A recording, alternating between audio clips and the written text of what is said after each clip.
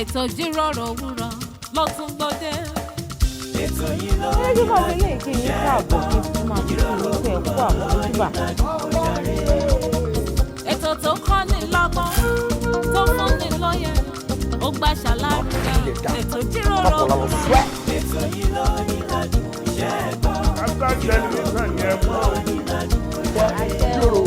gbogbo ìkan pàtàkì láwùjọ lẹ máa bá níbẹ̀ gbogbo ohun tẹ́ fẹ́ mọ̀ nípa wọn ni wọ́n máa sọ. most of àwọn ọmọ tó wà talented tó ní ìlú àti láti ọ̀fà society. pẹ̀lú Ola Onabajo lórí Startimes television Yorùbá níbi tá a ti ń ṣàfojúsùn ayé tó rẹwà. Yorùbá yín ẹ máa yí gòrò ẹ máa wo Startimes.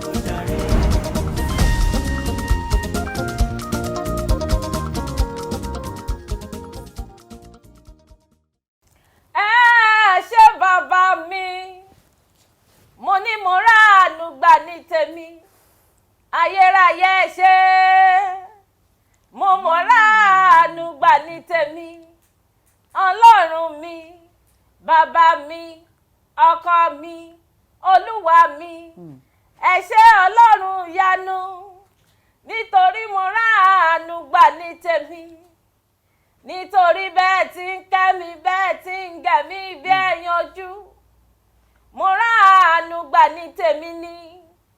ọ̀pọ̀ ẹgbẹ́ mi ló ti kú ọ̀pọ̀ ẹgbẹ́ mi ló wà láàrò ọ̀pọ̀ ló wà nílé ìwòsàn ọ̀pọ̀ ní ìṣàlẹ̀ jẹ́ ní títì káàkiri wọn ò dáa jù wọ́n lọ mẹ́bí àánú ni mo rí gbà ní tèmi ẹ ṣé ọlọ́run yanu mo ráàánú gbà ní tèmi wọ́n mọ̀ yàn ni wọ́n mọ̀ gbága ni wọ́n mọ̀ dá ọlọ́run lójoojúmọ́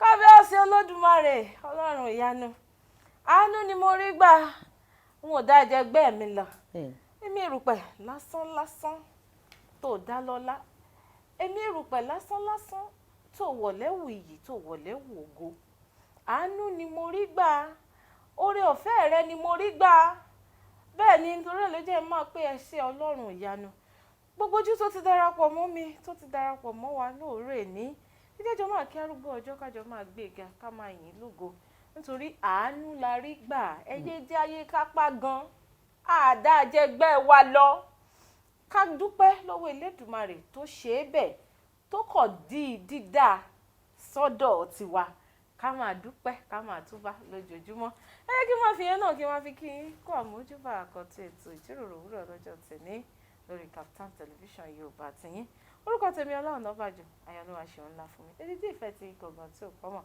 gbẹ̀dẹ̀rẹ́ èkejì mi ó wà ń kalẹ̀ ó wà ń digbí ẹ mọ̀lẹ́ ìyá wa. Ọlá ọwọ́ tó mú wọlé lóòrọ̀ yìí ọwọ́ ìmísí gidi ni. mo ti ń wojú rẹ̀ pé mo gbẹ́ mi o. tó mọ̀ pálejò wa ìránṣẹ́ Ọlọ́run ni wọ́n á tù mí lára torí ọwọ́ àánú tó mú wá yẹn. àwọn sì wà ní ilé agodo wọn lè wá bá ní. wọn tó bá jáwọ́ á pa kámẹ́rà ní tẹ̀mí bá dé. a ní fẹ́ pa kámẹ́rà. ọba aláàánú olóore aláàánú tó pọ̀ ní àánú àwa òtòṣì ẹlẹ́ṣẹ̀ síbẹ̀ ó ń ṣàánú wa. ó wá sọ nǹkan kan ó ní ó kọ̀ wù Ọlọ́run kó kọ ìdí dáadáa kó kọ sí wa á dájú àwọn ẹgbẹ́ wa lọ pàápàá jùlọ ìwọ tó ń wò bẹ́ẹ̀ ni pàápàá jùlọ ìwọ tó ń wò wá lówùúrọ̀ yìí tó ń gbóhùn wá lówùúrọ̀ yìí tó ń gbọ́ bí Ọlá bó ṣe ń fi ohùn yẹn ohùn tó fi ń kọ́ àánú lórí gbà àwọn èèyàn kan fẹ́ wo tẹlifíṣàn wọn ò lè rí wo ìmí ìbí ojú ẹ̀ fọ́ ìmí ìbóyá kò rówó ra tẹlifíṣàn ìmí ìrówó ra tẹlifíṣàn kò lè lóòdù bùkẹ́ sórí Startimes ìmí ò ní fóònù tó máa fi wò gbogbo ọ̀nà lọ́lọ́run fi ń ṣàánú wa ká má yà láìmoore ẹ káàbọ̀ sórí ètò ìjíròrò òwúrọ̀ fún ètò òwúrọ̀ yìí lákọ̀tún ètò ìjíròrò òwúrọ̀ tí ẹ tún máa gbádùn ìdọ̀bà Yetunde Adeyemo lèmi ń jẹ́ ọmọ wọn Ondo Òkè Àgbẹ̀ Àkókó èmi lọ́mọ àgbógbó mọ̀jà ọmọ àtòrí ìlẹ̀kẹ̀ ìdólùkọ Ọ̀yọ́ ọmọ wà ọmọ wò ọmọ wàwà gbogbo èmi lọ́mọ méjì káyẹ̀nà bí ọkọ dúdú yẹmi lórúkọ bàbá tó bí mi lọ́mọ ẹ káàbọ̀ sórí ètò ìjíròrò òwúrọ̀ lẹ́ẹ̀kan sí. ó ṣe ohun ìkejì mi á kúkú máa ju àsọ láṣẹ Ọlọ́run àmì Èdùmàrè. bá a ti ń wọlé sórí ètò náà là ń dúpẹ́ lọ́wọ́ Elédùmarè bá a ti dúpẹ́ lọ́wọ́ Elédùmarè náà là ń dúpẹ́ lọ́wọ́ ọkùnrin là ń dúpẹ́ lọ́wọ́ obìnrin ẹ ṣèbà èèyàn ṣèbà ọmọdé ṣèbà àgbà á máa ju àṣẹ. gbogbo àwọn olólùfẹ́ wa pátápátá. àlejò wa tájọ máa sọ̀rọ̀ wọ́n ti wà nínú ilé agodo nítorí pé ẹja ńlá náà tún ni àwọn wa tún gbé nínú omi. àwọn wa ò gbẹ́ja tó kéré rí. ọ̀bọ̀kún tó tá máa bu tẹ́ nílé bùtàn. tó bá tó àsìkò ẹ̀yìn gbẹ́rì gbogbo àtúntò tá a ti ń ṣe kẹ́ ẹ mọ̀ pé a ó lá. ẹnu wọn dùn ẹnu wọn dùn etí buyọ̀já. ọmọ kékeré tá a máa fi ṣe àwọn létí lóòrè ènìyàn ni mo pè ní bàdá ogún ọdún àkọlà. yes yóò kọ̀la yóò tún dé yóò tún tán. bó o bá dá 30 oṣù yóò kọ̀la yóò dé ní. eléyìí tó túmọ̀ sí pé ilé ayé fúnra ara rẹ̀ kì í pẹ́ tán. o. ò bá lo 70 ọdún tó ×2 yóò tán. ò bá di mẹ̀túsẹ́là. kò mo ṣọ́ pé kí mẹ̀túsẹ́là tó kú gan ilé ayé gan á ti fẹ́ sùn. yóò tán. ẹ dákun kí la wá gbé tàn ní o. kí la wá wà mọ́ yà o. táàrí gbé sọ̀kalẹ̀.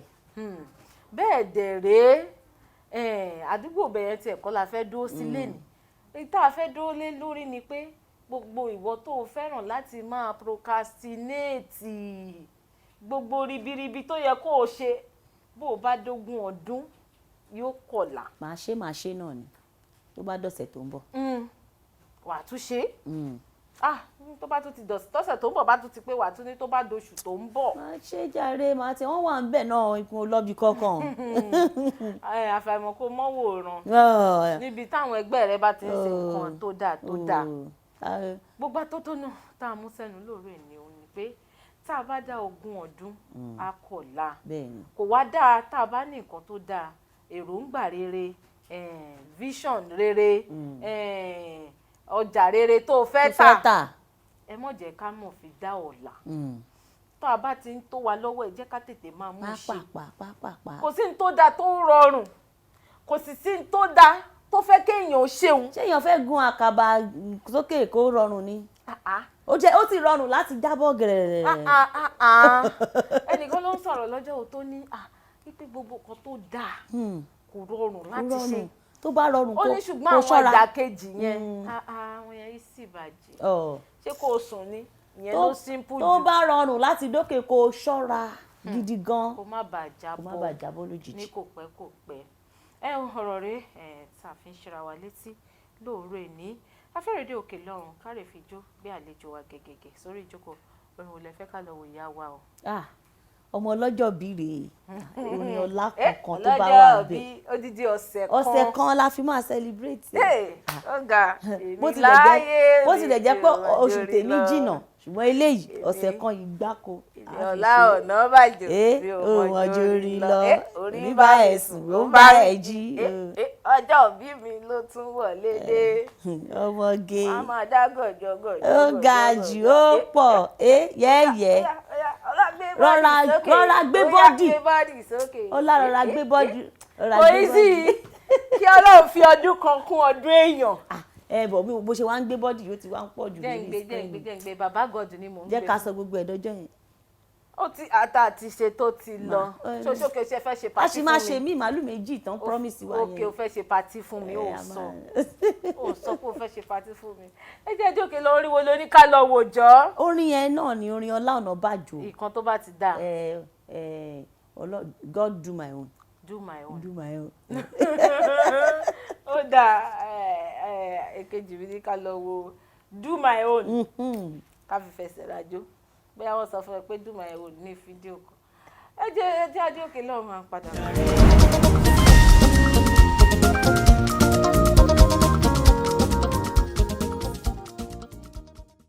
ẹ káàbọ̀ padà sórí ètò Ijiroro Owuro lórí Kaftan television Yorùbá àti yín fún àǹfààní ẹ̀yin tẹ́ ṣe ń darapọ̀ mọ́ wa lórí ètò lẹ́ni ẹ sì mọ̀ pé èmi àti èkejì mi náà lájọ wà lórí ètò bẹ́ẹ̀ dẹ̀rẹ́ beautiful guest wa arẹwà àlejò wa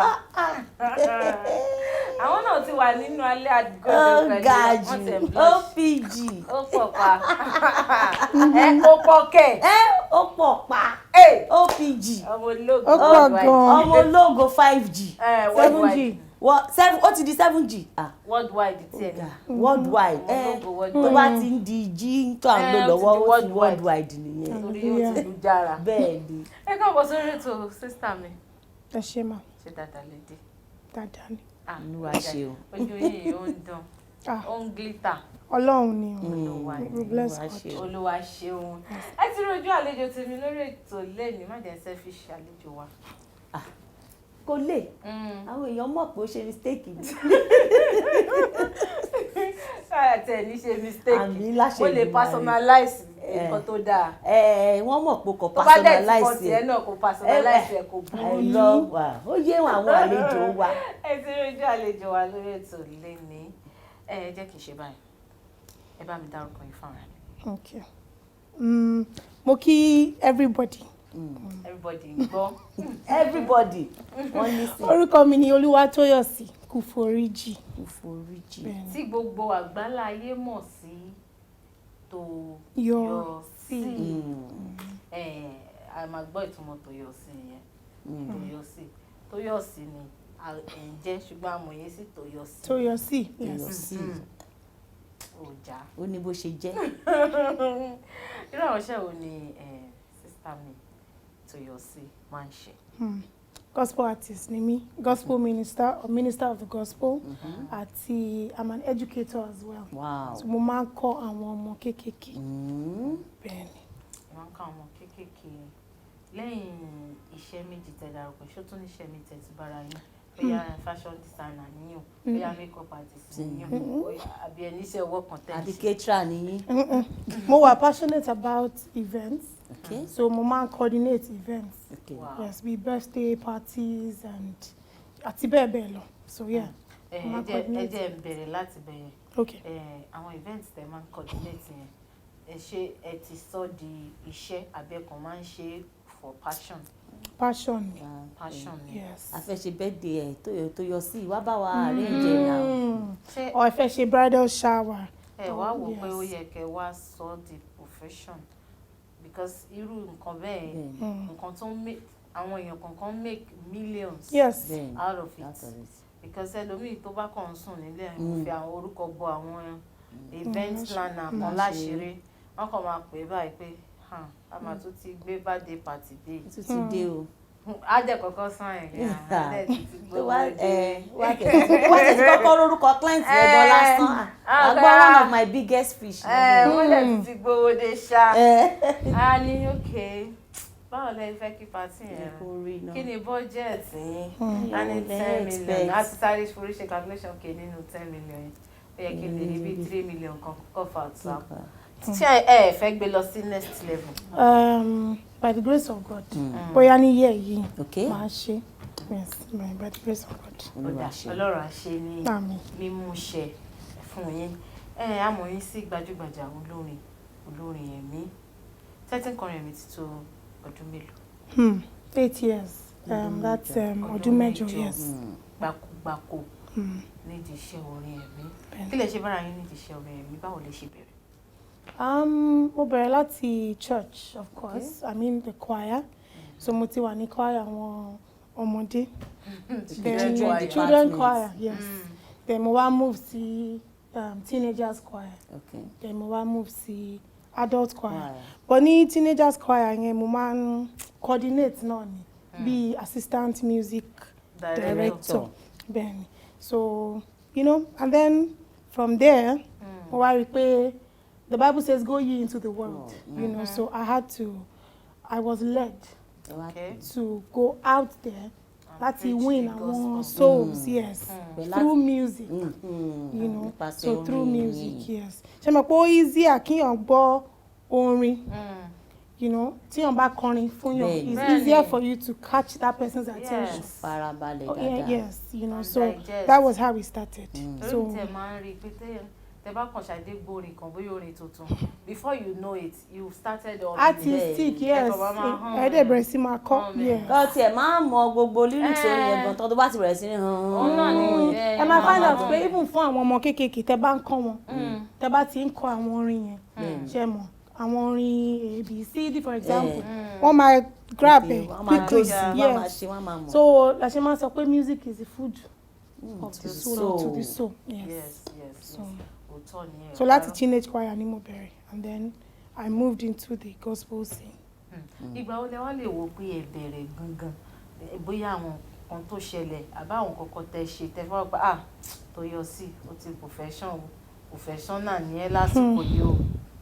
Ní 2015 ìgbà yẹn ni mo ṣe first concert mi, debut concert.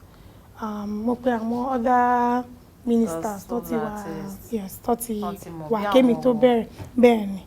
So I think láti ìgbà yẹn ni mo rí pé mo ti wà professional, you know, and yeah, from then. Ẹ ti bẹ̀rẹ̀ àwọn ló bá yín kópa ń gbà yẹn. Minister Ono Sariyo, Minister Gloria Brahma, Tosimbi, Peter, and a couple of other people. Yes. Ẹ jẹ́ ṣe báyìí ní àti bí ọdún méje sí mẹ́jọ sẹ́yìn tẹ́ wá sọ yẹn ṣe ti ṣe album. No, but mo ti release àwọn orin, àwọn singles bẹ́ẹ̀ ni. Okay, singles tẹ́ kọ́kọ́ release ìgbà wo ni? 2012 mo release first single mi, Dandani. Dandani kọ́lọ́run ó ṣe tèmi. Yes, so Dandani àti ti Toyoursea àti ti gbogbo wa pátápátá àti tàwọn olólùfẹ́ wa. Gbogbo wa pátápátá. So mo release Dandani, mo dey feature Salmos, gospel artist, not Salmos, yes. So mo feature Salmos on Dandani. Then after that mo release Baba Mi. Mo feature Gaze Baba. Gaze Baba. Then mo tún ṣe Love Found Me. Mo feature So Clever, àwọn Rooftop MC. Lórí yẹn. Then mo ṣe Adonai, mo kọ yẹn fúnra mi. Yes. Watch Me, Heal the Land, àti bẹ́ẹ̀ bẹ́ẹ̀. Kílódé tí wà kó Ẹ ti kọ́pọ̀ sí lábí. I did. Mo ṣe EP. Yes, extended play. So àwọn oníyan gan ti kọjá EP. Ó ti tó di album. Di album. A máa ṣe yẹn ní yẹ́. Bí méjì gan, bí album méjì gan, àwọ̀ bí album méjì kan, àbí? Ẹlòmíì ṣàǹṣe album kan tó ní track mẹ́rin. Bẹ́ẹ̀ni. Èyí tẹ̀lé kàyé ó ti tó bí mẹ́jọ. Ó ti tó bẹ́ẹ̀. Àbí mẹ́fà. Jẹ́ kí èmi tiẹ̀ padà sẹ́yìn díẹ̀. Kí ni inspiration tó wà behind Dandani? Dandani. Mo really like orin yẹn because it's my first song. Ṣé mo? Ó dàbí first child tọmọ bí tí ọ̀n bí, you know. There's this joy you have. Yeah. So, Dandani, ìjọ́ kan mo ń sùn. It's not a cliche, trust me. A lot of people say mo ń sùn, Ọlọ́run wá sọ kíní kan. Honestly, that was what it was. Ìjọ́ yẹn mo wà outside the country, so mo ń sùn, and then ìgbà tí mo jí, I heard the chorus of the song in my sleep. You have to praise the Lord, oh Dandani, torí pé ó ṣeun rere fún ọ, and he will still do many more, like that. Torí pé ó ṣeun rere fún ọ, and he will still do many more. Oh, ẹ gba high five. Back up singer ayé. And your voice is very lovely. Tẹ́ bá sanwó fún wa bá ó join band ni. Èwo lọ̀rọ̀ kí n join band bẹ́ẹ̀. Ẹ máa sanwó àbákọ.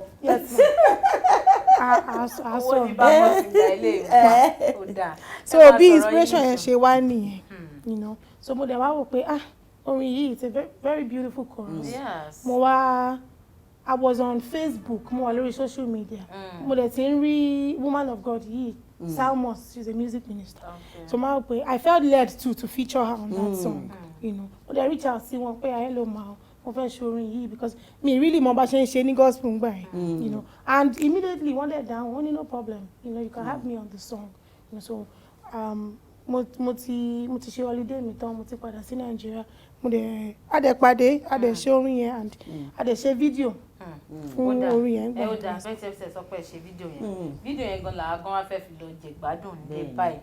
And you will still do many. Yes, so dandan ni international connection yẹn. Torí ó notice pé ní ìbẹ̀rẹ̀ ọdún yìí gbogbo àwọn àlejò tá ń gbà bí international connection bí kán dé láti Canada, kán dé láti UK, gbogbo àwọn àlejò tá ń gbà. torí celebrity náà ni yín náà, that's why international náà ni. Bó ṣe pé ó dáa àlejò wa ní ká lọ dandan ni láti ọwọ́ Toyoursea. A máa rí lórí YouTube àbí ká fi fẹsẹ̀ rájọ́ lé. Tá a bá padà dé a sì máa sọ̀rọ̀ tó pọ̀. Àlejò wa náà wọ́n ṣì wà ń kalẹ̀, wọ́n wà níbí. Ẹ kú kalẹ̀ lọ́dẹ̀ àpadà.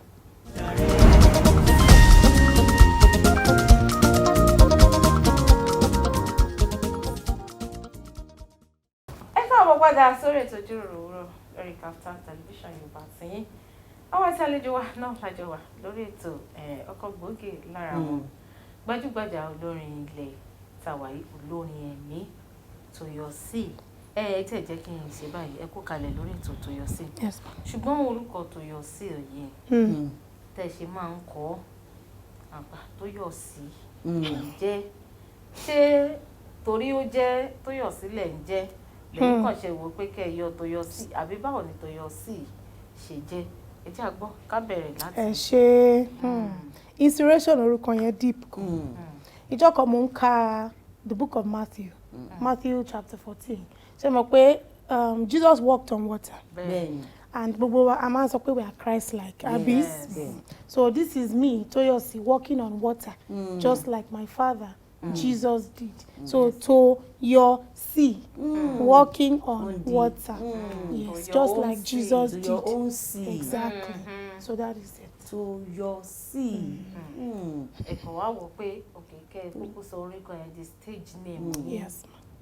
Láti ìgbà tí wàá lo orúkọ yẹn, kí ni experience yín concerning the name as your stage name?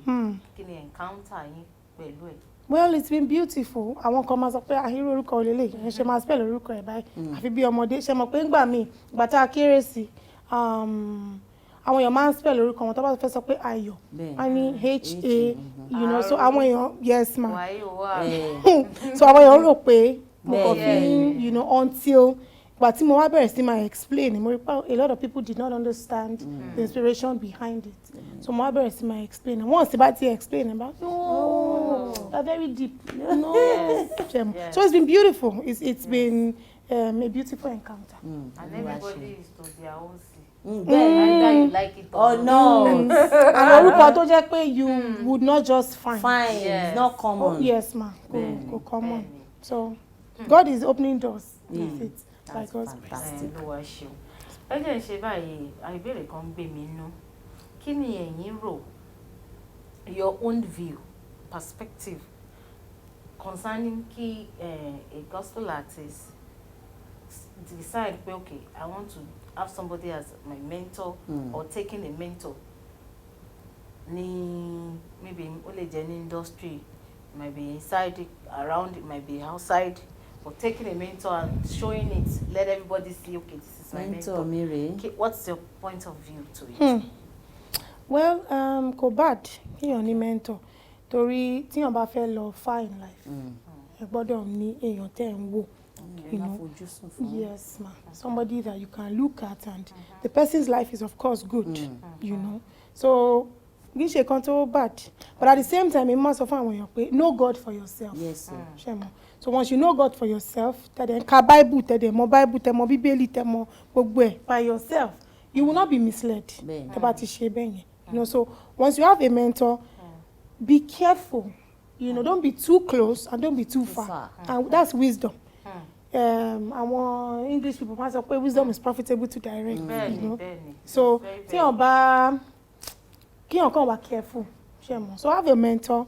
Talk to your mentor at intervals. Pray with your mentor, but don't be too close and don't be too far. Yes. And aspect there's a way come gbé síta yẹn. Bóyá tí mentor ẹ bá ṣe birthday. Torí mo ní mentors no.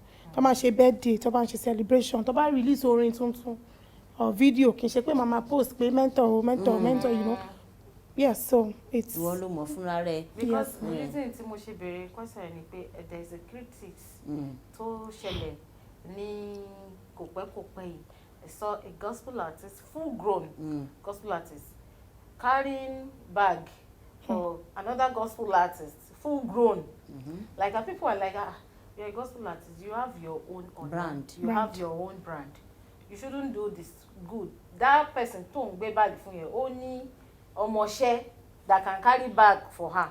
You don't have to go this far showing people that ipe mentor ẹni àbí nǹkankan.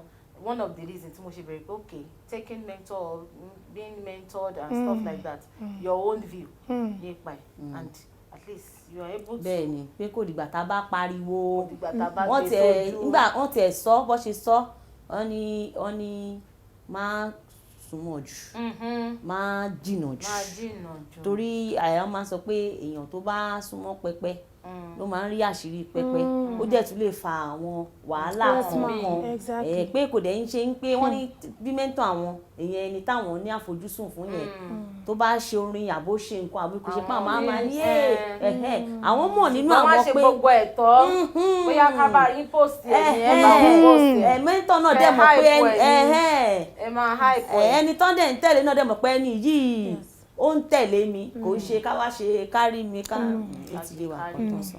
nìkan ẹ jẹ́ ṣe báyìí Toyoursea. Yes, ma'am. Your own music àti social media báwo ló ṣe jọ ń ṣiṣẹ́ fúnra wọn.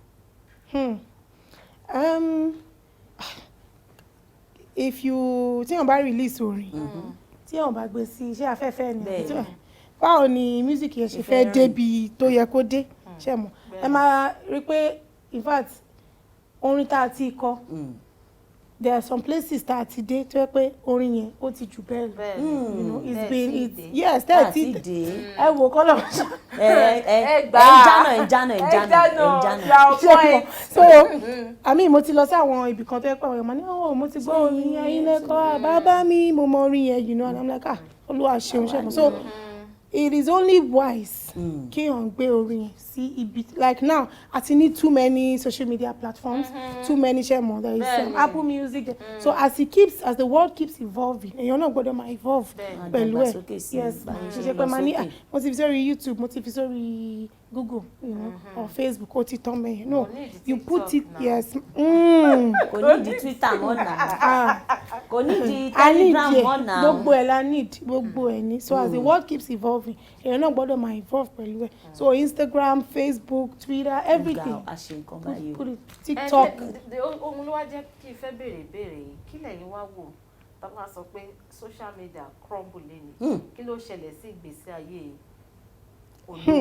olórin àti entertainment world. torí àti rí fìrífìrí. bẹ́ẹ̀ a rí fìrí ẹ̀ láàrin wákàtí mélòó kan. gbọ́ pé wọ́n shut down. láàrin wákàtí. Facebook tiẹ̀ nìyẹn wọ́n shut down Twitter for months. oṣù. so anything can happen. yes ká máa rò bẹ́ẹ̀. so ká sọ pé nǹkan yẹn ṣẹlẹ̀ kí lè feel pé ó fẹ́ ṣẹlẹ̀. but life of a musician ìgbà tèmi ń grow yes ma ìgbà tèmi ń grow mi kò sí Twitter ṣe mọ mo lè máa ń listen sí like ọpẹ́lọpẹ́ anointing kẹsẹ̀tì dẹ̀ ni àwọn ìyá wa ni kẹsẹ̀tì ni so yes so ìyẹn náà in fact COVID yìí tó ṣẹlẹ̀ ó jẹ́ kí everybody wise up ṣe mọ so a lot of things changed ṣe mọ. So we'll go back to the times when torí a lot of people depend on social media wọ́n ti fi bóyá kíyàn ṣe CD kíyàn ṣe disc so all of that would come back ṣe mo yes ma. so wá bẹ̀rẹ̀ sí ẹsẹ̀ títì. ṣáàrí kò ṣe ní ṣá nǹkan ṣá máa ṣẹlẹ̀ ayé ò ní parẹ́. kò lè parẹ́ adé máa ṣe àwọn programs tá à ń ṣe church programs concerts yes and the gospel will keep flying it can never die. ìrere ò lè dúró. ìrere ò lè dúró. Ọ̀gá ká tó lọ sí ilé agbára ní abala táwa ẹ̀ ṣé o ní nǹkan tó fẹ́ bá àlejò wá sí. ìjà lọ sí ilé agbára. ká lọ ilé agbára torí tèmi bá dé mu tẹ̀sí tó fẹ́ sọ̀rọ̀ díẹ̀ nípa iṣẹ́ tí o ní educationist tí wọ́n jẹ́ gbogbo bí apá ìbẹ̀rẹ̀ náà kò ṣe bá dé ṣùgbọ́n kó tó di pé a máa lọ sí ilé agbára mò ń ka àwọn àyọkà kan nípa yín lórí social media eléyìí tó mú èmi kọ̀wé sí yín ipe Toyoursea o àgbà yìí ní àlejò ní Kaftan television Yorùbá o ó dà ń pé ẹ ní ẹ fẹ́ gbé orin tuntun kan jáde àbí nǹkan kan ṣé bóyá tá a bá padà dé kẹ́ wá sọ̀rọ̀ nípa ẹ̀ fún wa ó ní wọlé ẹ ti fẹ́ ká lọ wọlé ká fi ẹsẹ̀ rájò. Bóyá Adonai. Fídíò lẹ fẹ́ wá. Bẹ́ẹ̀ fídíò la máa ń wo bí lórí rédíò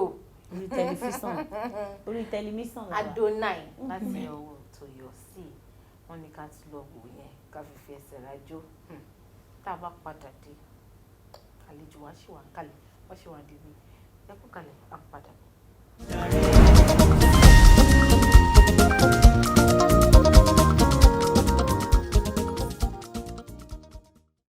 orí ètò Ìjíròrò Òwúrọ̀ lẹ́ṣẹ̀ wa lórí Kaftan television Yorùbá àtìyín lẹ́ni agangan à ń gbádùn àlejò wa lórí ètò wọn pé bí èbó ti gbádùn tí ìgbóná tí àwọn ìbá mi ń gbádùn ẹ̀kọ́ gbóná ògì àtẹ̀kọ́.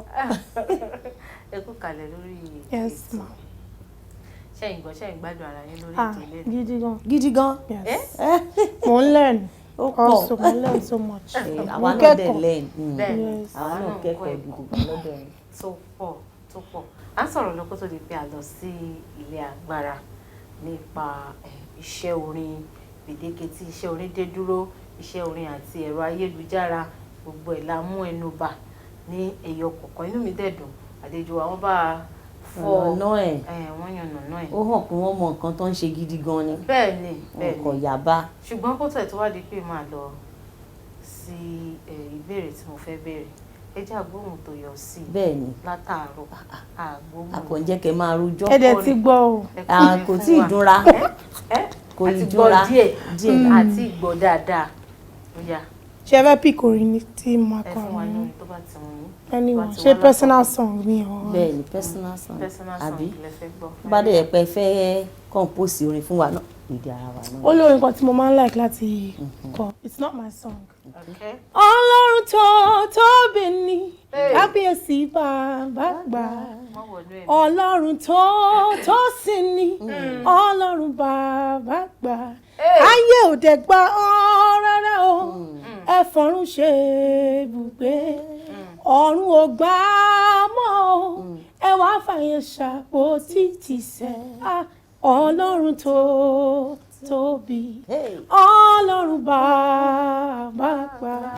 mo ṣe wọ ẹnu àlejò mi mo ṣàǹwò ni pé with ease kò gbáriwo kò fariwo kò fagbára kò fa kíṣán yọ níbi agbárí orí kò bá kíṣán yọ níbi gẹ́gẹ́gẹ́. nígbà tó yẹ pé ìrọ̀rùn ló bá dé. jíṣẹ́ oníṣẹ́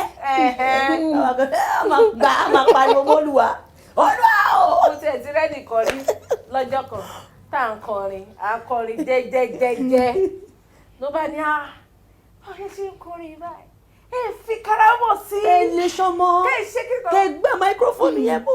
gospel artist mo ní ṣé bẹ́ẹ̀ ṣe fi karamọ̀ sí rèé ó túmọ̀ sí pé ìrere tẹ́ lọ ń ṣe ẹ̀kọ́ lọ ń ṣe pàfọ́mánsì. bẹ́ẹ̀ni kò sí mi sí. kò sí mi tí ẹ jẹ́ kọ́ ló ń gan ṣiṣẹ́ fúnra ara yín lẹ̀ ń ṣe.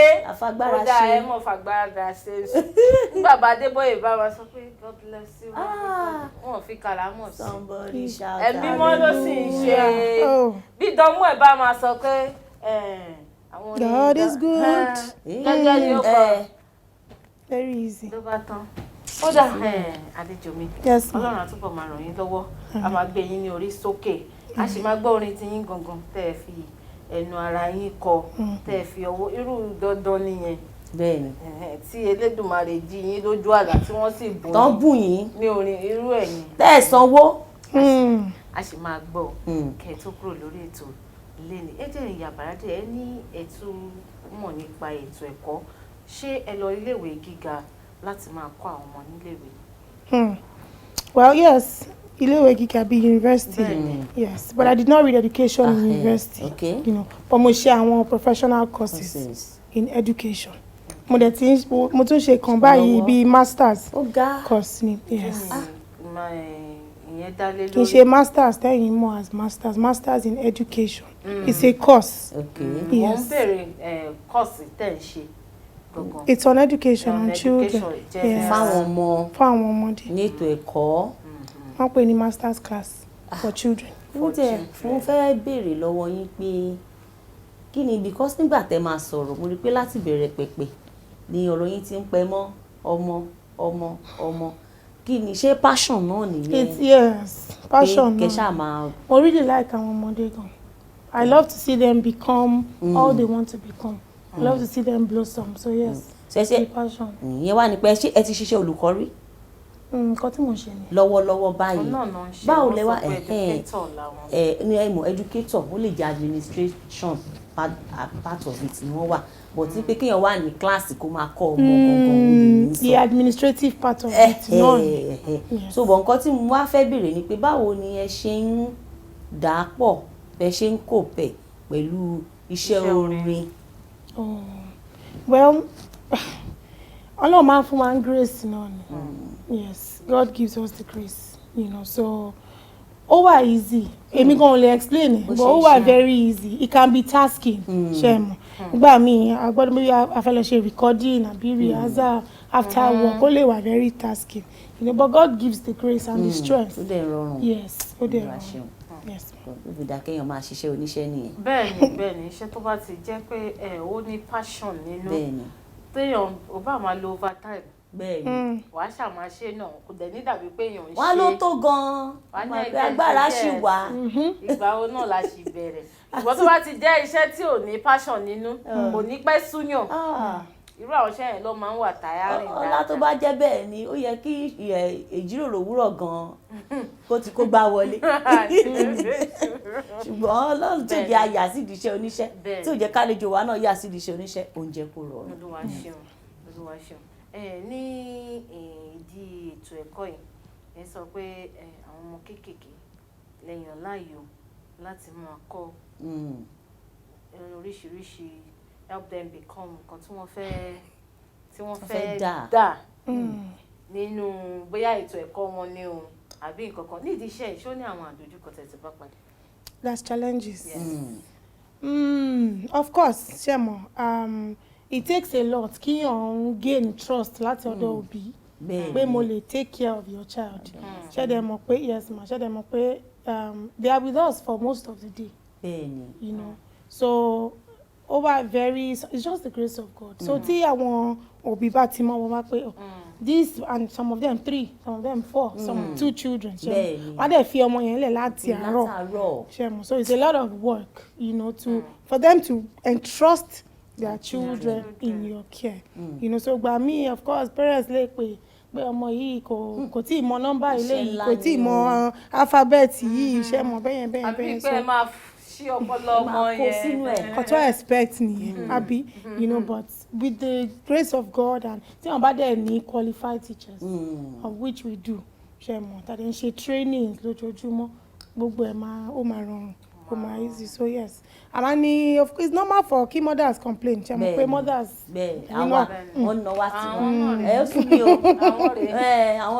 Everybody need mothers.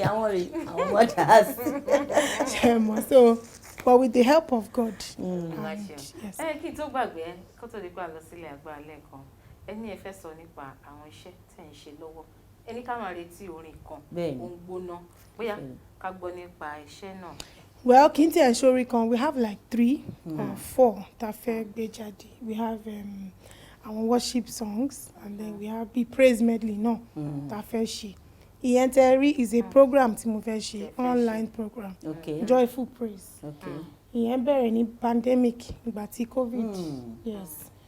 So a lot of things were birthed from that experience of the pandemic. Joyful praise, unscripted worship, hangout with Toyoursea, online, So now we can come on site by the grace of God. So we're on site and online. Yes. On site and online. Yes, ma'am. On site, àwọn èèyàn máa wà ń bẹ̀. Àwọn èèyàn díẹ̀, selected few. Àwọn èèyàn sì tó wò náà lórí ẹ̀rọ ayélujára. And the money guest minister, Elijah Daniels.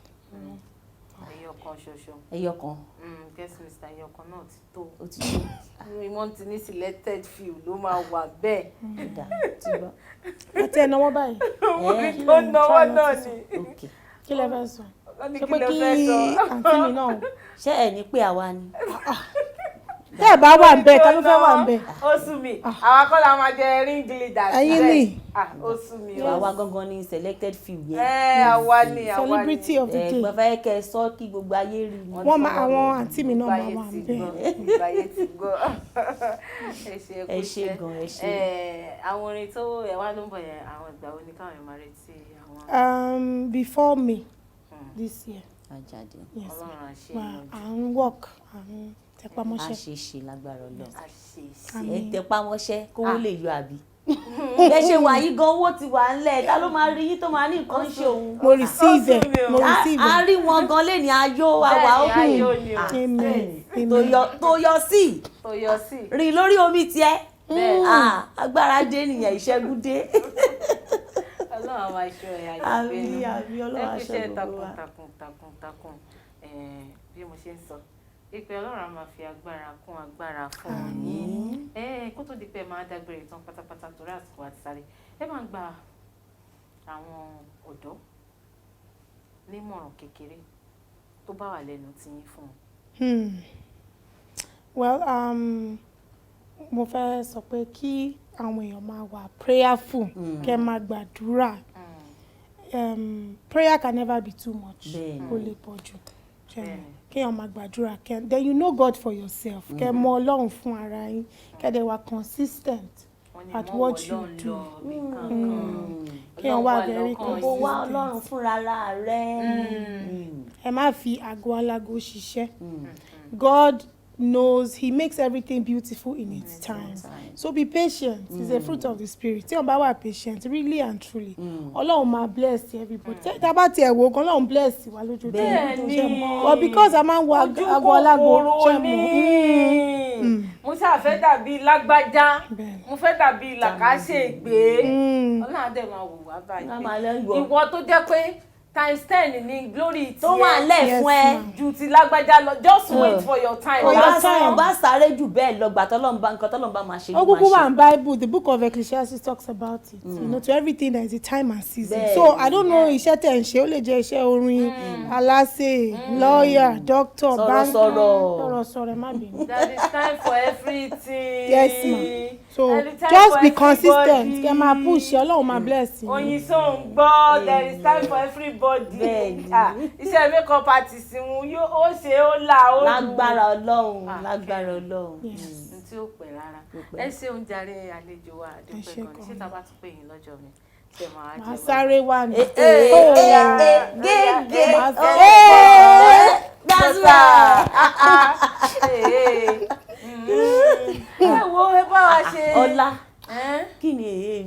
Kí wá ní báyìí?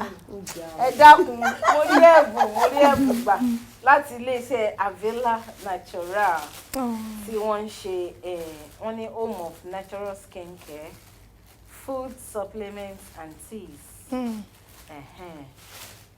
Wọ́n ń ṣe oríṣiríṣi nǹkan tá a ti dárúkọ yẹn. Wọ́n ní ká fún yín wípé ẹ ṣe tẹ̀ wá o. Ṣé gan ni? Ìwé pé yín wá sórí ètò Ijiroro Owuro tẹ̀sí gbé wa. Ẹ bá mi dúpẹ́ lọ́wọ́ iléeṣẹ́ Avila Natural. Avila Natural, ẹ ṣé gan ni. Mo máa lo black soap. Mo really love black soap yín, so mo máa lò. Mi ní fún anybody. Wow, that's Èmi nìkan ni mo máa lò. Ẹ ṣé gan ni. Thank you so much. Thanks for coming. Bá wa sọ gbogbo social media handles ní pátápátá fún àwọn aráalé. Àwọn tí wọ́n fẹ́ tẹ̀lé yín tàbí àwọn tó ń ṣe lọ́rọ̀ kan tàbí méjì tí wọ́n fẹ́ bá yín sọ. Okay. Lórí Instagram at Toyoursea, Toyoursea. On Facebook, Toyoursea Kuforiji, Toyoursea Kuforiji, and every other platform at Toyoursea. Toyoursea. Toyoursea. To your sea. Àárín ni lórí ẹsẹ̀. ẹ ti gbọ́ bí àlejò wa ṣe kà bẹ́ẹ̀ èkejì mi ó yá àsìkò wa sáré. ṣe ló dàbí pé kí Toyoursea o má kúrò lórí àga vibes yẹn pọ̀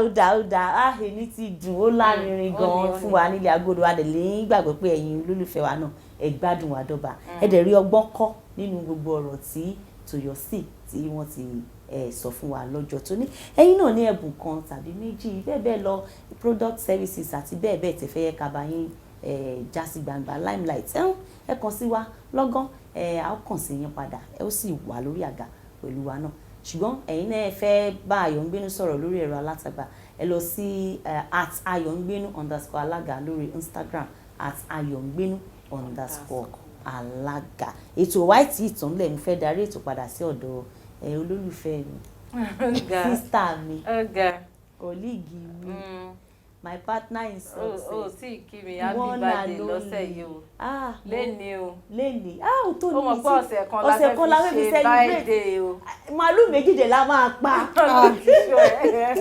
sí ọlọ́jọ́ ìbí ọ̀sẹ̀ yìí ọlọ́jọ́ ìbí ó yá ìjọ kan ẹrù ọ̀làṣẹ́wé Toyoursea kan máa ronú mi kan máa fi bẹ́ẹ̀ ni kẹ́ máa ronú ṣẹ́wé ẹ̀yin ẹ má wọrí ẹ máa ronú sílẹ̀ báyìí ẹ sì máa kọ díẹ̀ fún wa lórí ètò ká tó dá lédè yóò tí ì dé ẹ ṣáà nígbà wo ọ̀sẹ̀ kan la fi ṣe ọ̀sẹ̀ kan ayé kan ló wà kó sáyé méjì bẹ́ẹ̀ ọ̀sẹ̀ kan láì so lọ́rọ̀ kan báyìí sí birthday celebration throughout ọ̀sẹ̀ yìí lọ́la happy birthday to you. ó yá ẹ máa kọ́ ẹ̀bùn wá.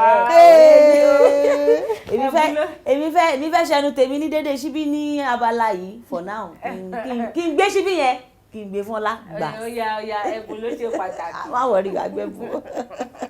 ẹ má má pa ọ̀rẹ́ Ọlọ́run mọ́ra o.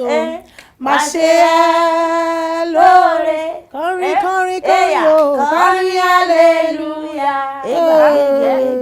jíjó ayọ̀ sí bàbá. wọ́n ní ọlá máma pa.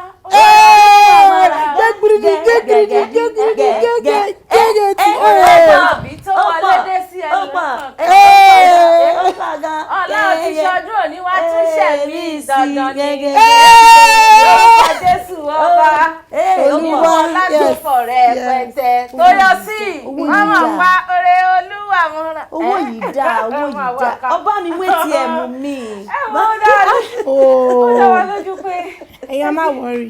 ẹ ti bá wa ṣe tó tẹ ní ẹ ó dùn ó lára rẹ àdúpẹ́ gan ni nítorí pé láìsí ẹ̀yin sí àwa òun náà la ṣe sọ pé ẹ ṣeun tẹ́ fi àyè díẹ̀ sílẹ̀ fún wa láti bá wa ṣètò tèmi àlejò wa Toyoursea adúpẹ́ pé a pè ẹ̀yin náà ẹ̀dẹ̀ jẹ́ wa láṣẹ Ọlọ́run ọba òkè báyìí náà lẹ́ ó máa lọ orúkọ tèmi ò tí yí padà Ola Onabajo ni mò ń jẹ́ ayálò àṣọlá fún mi lẹ́ni tí ìfẹ́ ti ń gangan tí ò common tẹ́ bá fẹ́ tẹ̀lé mi lórí gbogbo handles mi pátápátá Onabajo Ọláwálé ẹ ṣáà tẹ ẹ̀rì níbẹ̀ gbogbo tẹ́ bá sì fẹ́ bá mi sọ gbogbo ẹ̀ náà ni màá gbọ́ tó bá jẹ́ orí Kaftan television ìbálẹ̀ tí fẹ́ bá wa sọ̀rọ̀ àti Kaftan TV Yorùbá ẹ ti àtẹ̀jíṣẹ́ yín ṣọwọ́ sí wa a máa rí àti máa dáhùn iléeṣẹ́ Avila Natural ẹ ṣé gan ni àdúpẹ́ tẹ̀ ń náwó sí wa lójoojúmọ́ ipa ò ní pé láṣẹ Ọlọ́run ọba mi òkè Toyoursea àti ìfẹ́lẹ́ ìdágbére lẹ́ni náà nìyẹn bí akájọ máa juwọ́ sáwọn ará ilé pé eré àtayọ̀ láti fi pàdé lọ́jọ́ òní.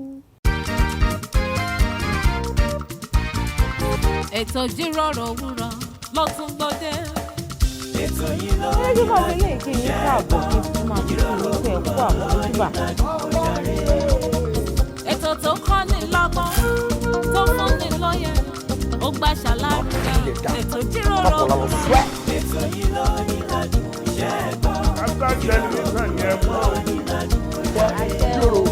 gbogbo ìkan pàtàkì láwùjọ lẹ máa bá níbẹ̀ gbogbo ohun tẹ́ fẹ́ mọ̀ nípa wọn ni wọ́n máa sọ. most of àwọn ọmọ tó wà talented tó ní ìlú àti láti ọ̀fà society. pẹ̀lú Ola Onabajo lórí Kaftan television Yorùbá níbi tá a ti ń ṣàfojúsùn ayé tó rẹwà. Yorùbá sí ẹ máa yí kò ń bẹ́ ọ ẹ máa wo Kaftan